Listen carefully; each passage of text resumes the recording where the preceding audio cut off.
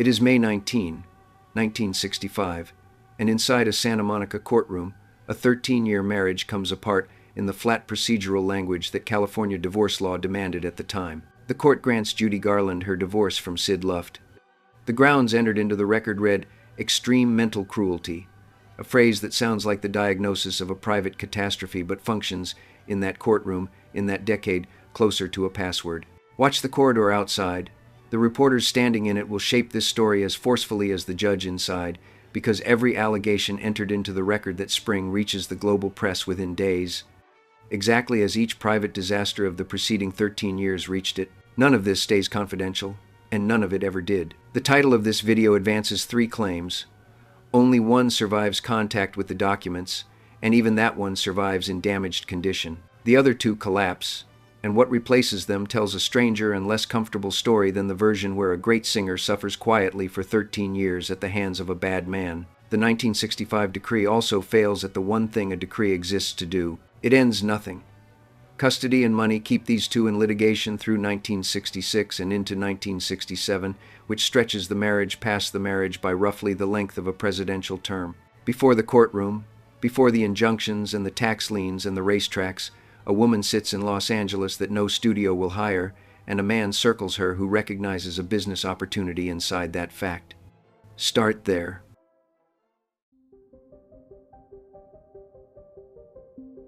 By 1950, the employer that manufactured Judy Garland wants nothing further from her. MGM built the product and then discarded it, and everyone in the industry reads that dismissal exactly as the studio intends it to be read, as a verdict on whether she can still arrive on a soundstage and finish a picture. Nobody in that town misreads a firing.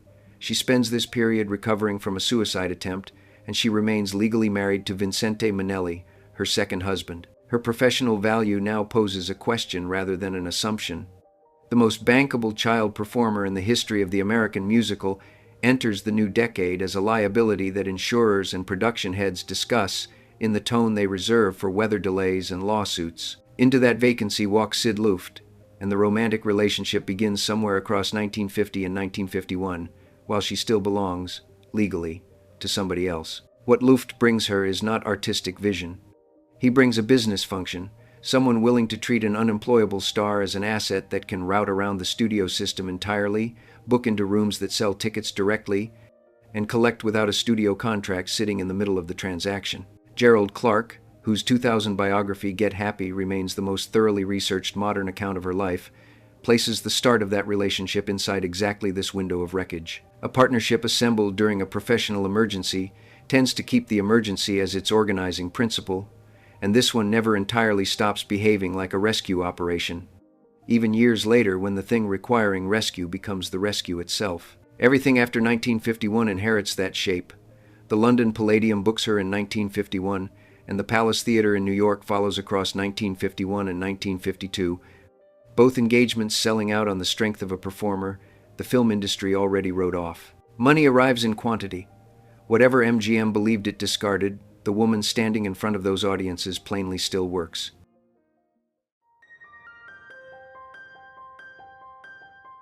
The courtship carries something no press agent ever placed in a column. Before the marriage, Garland becomes pregnant by Luft and undergoes an abortion, an event Clark documents in 2001. Gerald Frank already reached in his 1975 book, Judy. 2 biographers, working 25 years apart from different source bases and with opposite sympathies, arrive at the same fact. Frank leaned toward Luft. His 1975 book sits close to Luft's own version of events, because Luft numbered among his interview subjects and shaped that text heavily, which cuts one way only. When the source friendliest to Luft reports the same item as the source hardest on him, the item stops functioning as an allegation and starts functioning as a fact. She divorces Minnelli.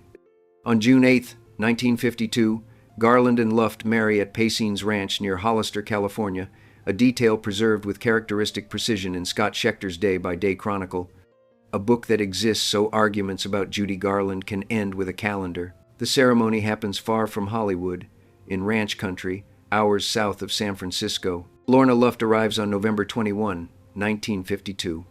5 months and 13 days separate that delivery room from the ceremony at Paysine's, which dates the sequence of decisions running through the spring of 1952, and explains why a wedding happened in ranch country rather than under 100 flashbulbs on a Culver City lawn. Do the subtraction yourself. Joey Luft follows on March 29, 1955. By then, the family exists alongside the company, and the machine that will eventually eat their finances and their television careers is already running at full speed.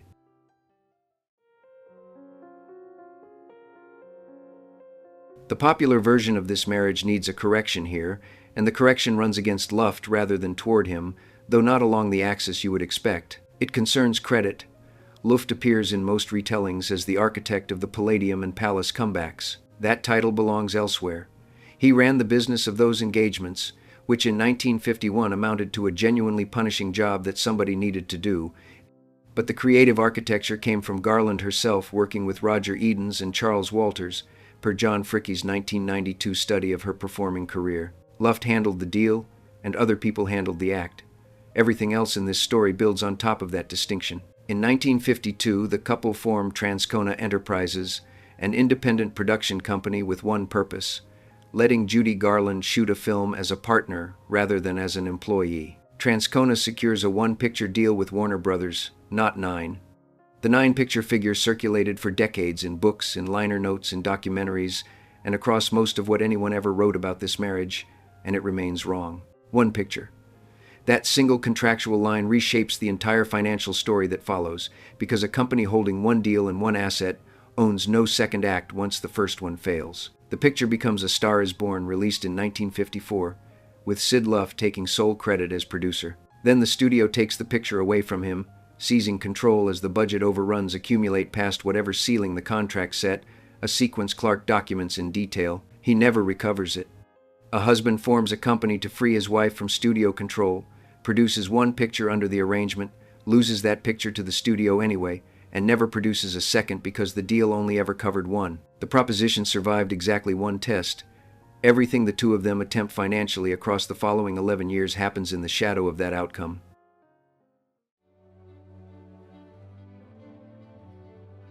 Judy Garland generated enormous revenue across the 1950s and early 1960s. The couple stayed broke throughout that entire period, broke in a way that no volume of touring money or television money ever corrected, and broke in a way that shaped nearly every professional decision either of them reached. Not broke in the sense of belt tightening, broke in the sense of severe back tax liabilities to the Internal Revenue Service and debts that trailed them from engagement to engagement, a condition Clark and Ann Edwards both describe as continuous rather than episodic. Money arrived in quantities most Americans could not picture and departed before anyone counted it. So, where did it all end up? Every account of this marriage eventually splits on that question, and the split runs directly through the middle of the family, with a daughter standing on one side and her father on the other. Lorna Luft's 1998 memoir, Me and My Shadows, levels the accusation plainly. Her father's chronic gambling at racetracks drained enormous portions of her mother's earnings. She lived in the house. That accusation also comes from a daughter writing decades afterward about her own father, in a book that doubles as an account of her mother's addiction and her own survival of it. Sid Luft answered in Judy and I, published in 2017 with Randy L. Schmidt, well after his death and comfortably beyond cross-examination. He denied mismanaging her money. His version relocates the drain onto Garland's own spending, her medical care, and the overhead of keeping a career of that size upright and touring at all. Both claims rest on a single source, and both come from people with an obvious stake in the answer. Neither claim has been checked against the records, and the records exist because California and New York filed public tax liens against these two across the 1950s and 1960s. And those liens would fix the real size of the debt and its timing with a precision no memoir can approach. Nobody has systematically pulled them. 60 years of writing about this marriage proceeded almost entirely on the testimony of the participants, which amounts to a peculiar way of investigating a dispute in which every participant held a stake in the verdict.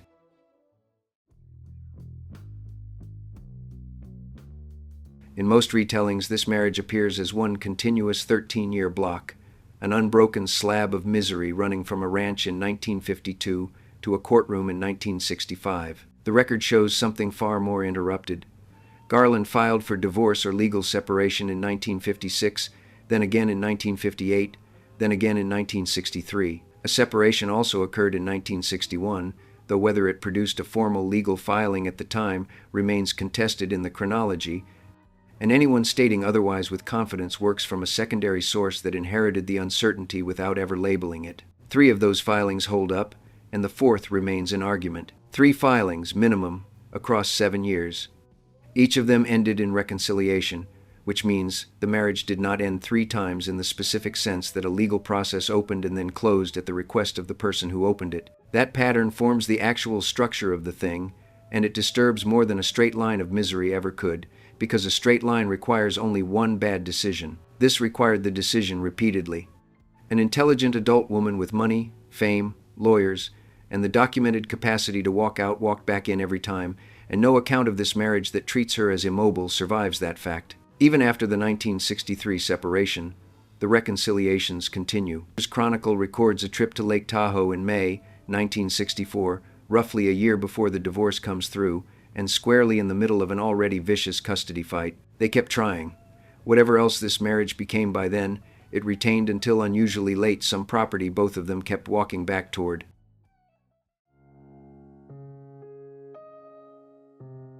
The Judy Garland Show runs on CBS across 1963 and 1964, the last thing Garland and Luft ever attempt together as business partners. It collapses. Network executives interfere continuously with the program's direction, which alone would sink most variety shows. But underneath the production, the couple's debts keep mounting, and across the run, Garland's health deteriorates. All of it documented by Clark and Schechter from the production side rather than the tabloid side. Line up the calendar. The television show falls apart across 1963 and 1964. The 1963 separation filing lands in the same window, and the custody war opens in 1964, which does not describe adjacent misfortunes striking 2 people who happen to share a house. It describes one event. By this point, the marriage and the business functioned as a single organism with no way to amputate either half without killing the other. That formed the trap. A wife could have left a husband, and a star could have fired a manager. Judy Garland could do neither without doing both, and that structure, more than any single act of cruelty by anybody, explains why the ending took so long and cost so much.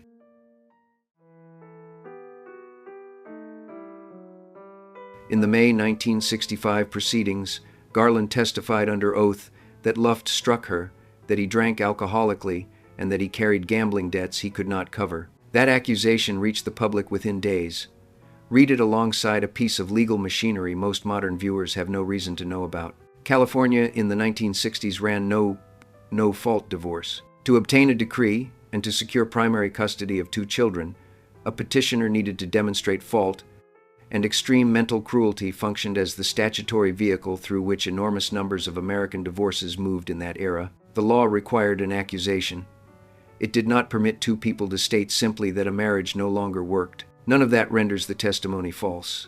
It does mean the courtroom operated as a machine that manufactured accusations as a condition of running at all, and any historian treating a 1965 California divorce transcript as neutral testimony has misunderstood the instrument in their hands. Luft's answer arrived 52 years later, in a memoir published after his death. He denied initiating violence.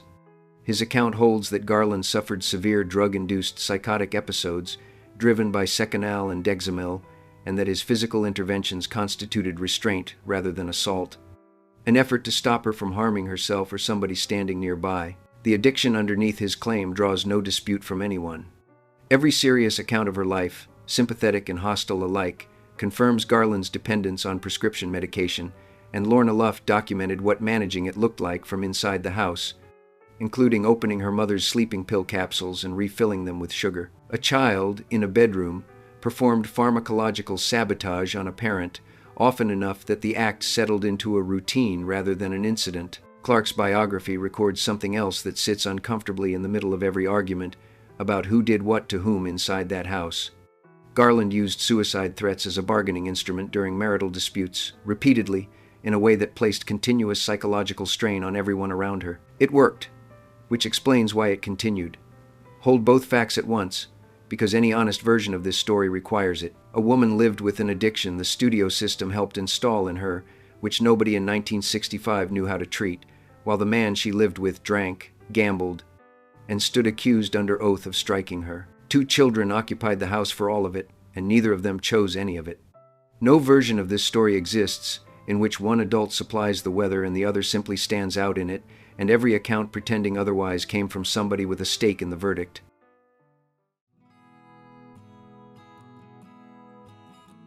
Across 1964 and 1965, the custody fight turns technical, which tends to expose what the participants actually fear rather than what they will say out loud. The filings turn specific. Luft sought legal injunctions to stop Garland from taking Lorna and Joey out of the United States. He filed for them during the same stretch that produced the Lake Tahoe reconciliation. The request belongs to a man who believes his children will shortly board an aircraft and become permanently difficult to reach, and who holds enough to bring in front of a judge and ask that the aircraft be blocked. The 1965 decree awarded primary custody to Garland, with visitation rights to Luft. That should have closed the file. Legal skirmishing over custody and child support instead continued through 1966 and 1967, which parked the children, in the years after the divorce, inside the same litigation that surrounded them for years before it. Whatever the marriage amounted to for the adults, this is what it amounted to for Lorna and Joey Luft. A legal proceeding that opened before either of them could read and stayed open past the point where they reached their teens. Nobody asked them.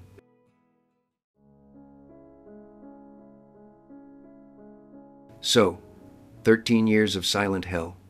Take that sentence apart word by word, since the documents permit it, and since nearly every retelling of this marriage swallowed all three claims without examining any of them. 13 years.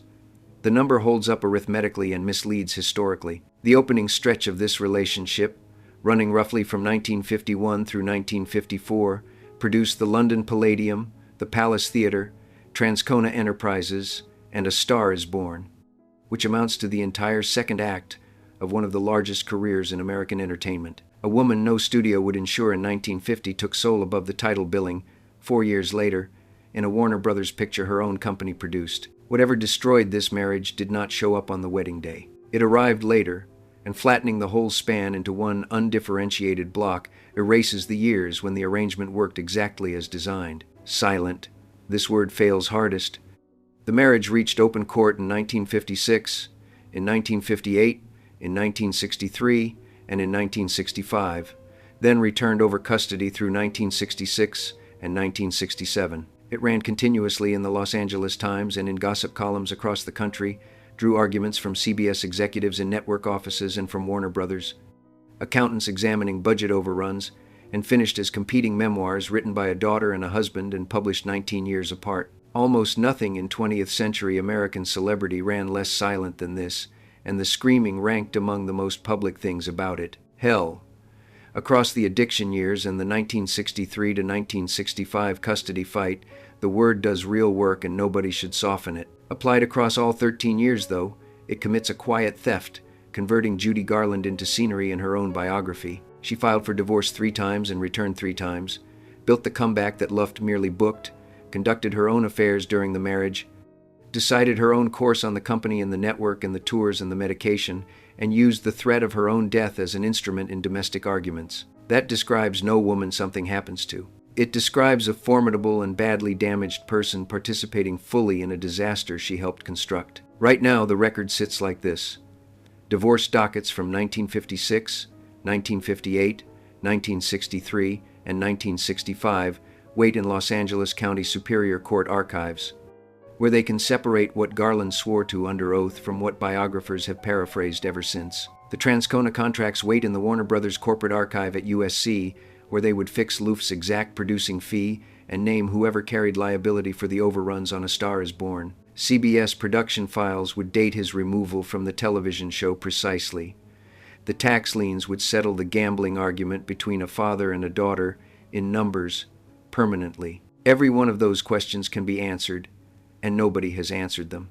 The loudest marriage in American show business remains, 60 years on, a matter of 2 dead people contradicting each other in print, while the records that could settle it sit in boxes almost nobody requests.